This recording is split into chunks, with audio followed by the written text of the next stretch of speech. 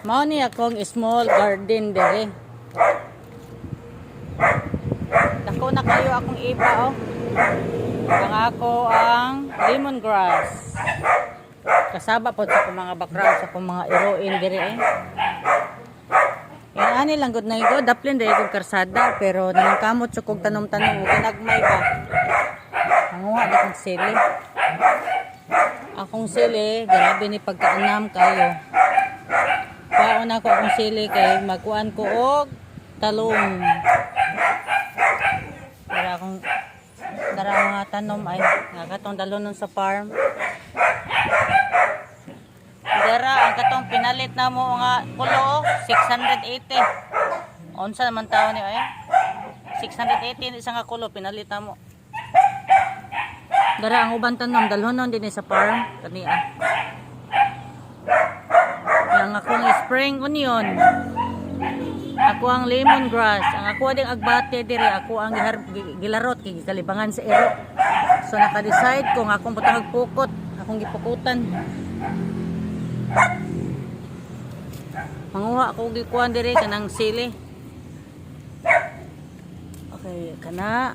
Then karing kinsay gustong mo palit ani oh. Kuan, iba.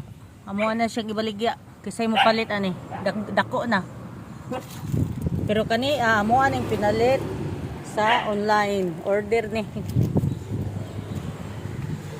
Pero ang dili maayo sa mong pagpalit ang kulo ra gyud kinamahalan ang kulo 680 na siya.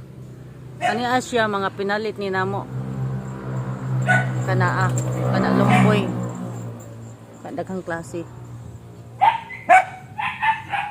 So akong sili, tambok kay akong sili. Tara, mga sili. Daghan kay akong sili oh. So mao ni akong small nga garden dere. Tangkong. Kana ding tangkong nga kana gani magpalit ta og tangkong no, din atong itanom ang lawas. Mao na siya. Kana lang na siya makautan-utan ta akong sili. Nani ra gid ito tanawa. Karsada. Daplin ko karsada pero aning kamo tag paninom og kuan. Kani day ako ang lemon. Sa manguha lang pud ani no. Butang natin mangawat sila kay di man nang.